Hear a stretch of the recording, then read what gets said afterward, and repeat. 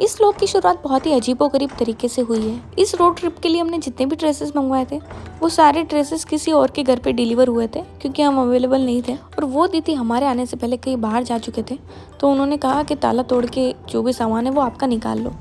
लेकिन बहुत मेहनत करने के बाद हमने यहाँ पे ताला तोड़ा, लेकिन गेट जो है वो अंदर से बंद हो गया। खैर इतनी मेहनत के बाद भी हमारे कुछ हाथ नहीं लगा।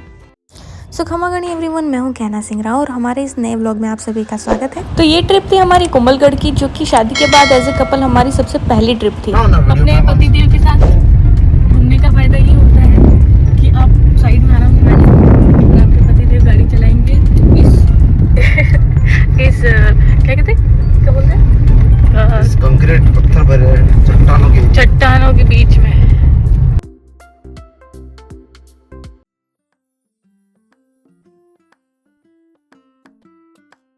खराब रास्ते की वजह से हमें कुंभलगढ़ पहुंचते पहुंचते देर हो गई, लेकिन फिर वहां पे जाने के बाद हमने चेक इन किया होटल शाहपुरा कुंभल विलास में, जो कि वहां की one of the best hotel है।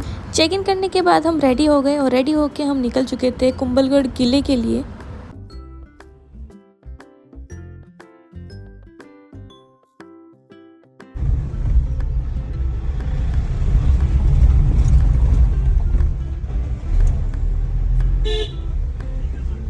कुंभलगढ़ किला राजस्थान के सबसे पुराने किलों में से एक है और इसकी दीवारें the great wall of China के बाद दूसरी सबसे लंबी दीवारों में से एक है। मेरे साथ एक पर्सनल गाइड है। गाइड सर, क्या बता रहे थे आप हमको? इसमें यहाँ पे बादल महल है, जो सबसे ऊंचा है। उसको बादल महल इसलिए कहते हैं क्योंकि वो बादलों की ऊंचाई में बादल टच होके उसको निकलते हैं। कितने बादल महल है राजस्थान में?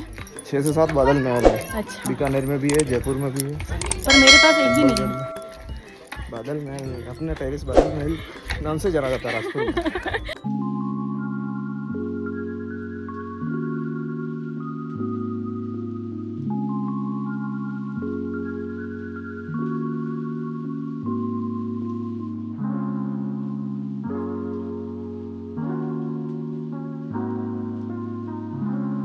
इवनिंग में यहाँ पर कुंभलगढ़ में साउंड एंड लाइट शो होता है, जो कि पूरा ही कुंभलगढ़ का इतिहास आपको बताता है।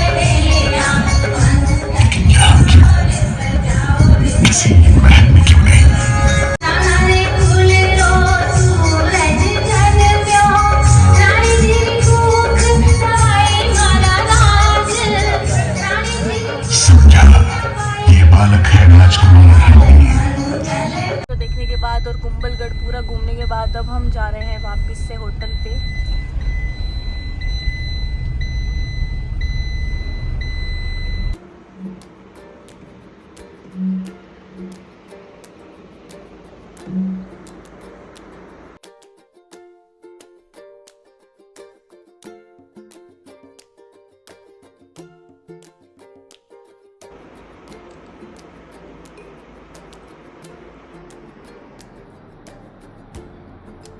हनुमान पे चाय वो सारी दे दी।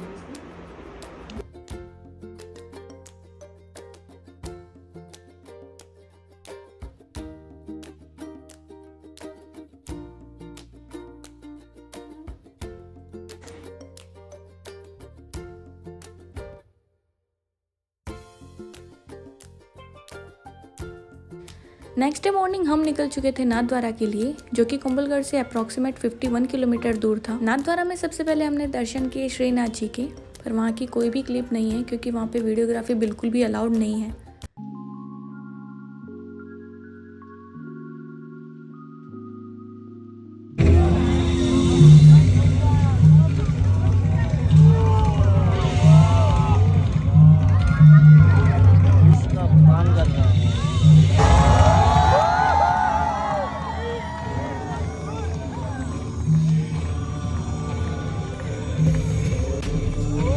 स्टेचू ऑफ बिलीफ, शिव जी की 370 फीट की सबसे ऊंची मूर्त जो आपको देखने को मिलेगी, वो मिलेगी आपको नाथद्वारा में। इस मूर्ति के ऊपर जाके आप पूरे नाथद्वारा शहर को देख सकते हो, लेकिन अलग अलग लेवल के लिए अलग अलग जो चार्जेस है वो आपको देने पड़ेंगे यहाँ पर। खैर हमारे पास टाइम थोड़ा कम था, इसलिए हम ऊपर तक नहीं गए, लेकिन हमने ये लेजर लाइट शो बहुत अच्छे से इंजॉय किया है यहाँ पर।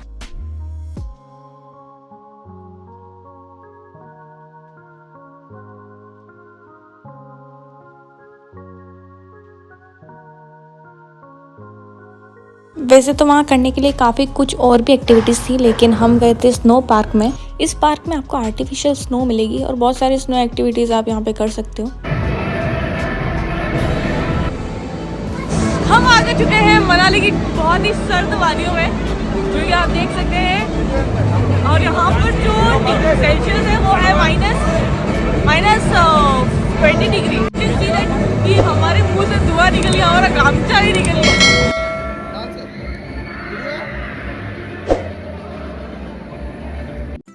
तो फाइनली हमारी 2 दिन की ट्रिप खत्म होती है। तो इस व्लॉग में इतना ही, मिलते हैं आपसे अगले व्लॉग में। तब तक के लिए thank you so much for watching. Do hit the like and subscribe button.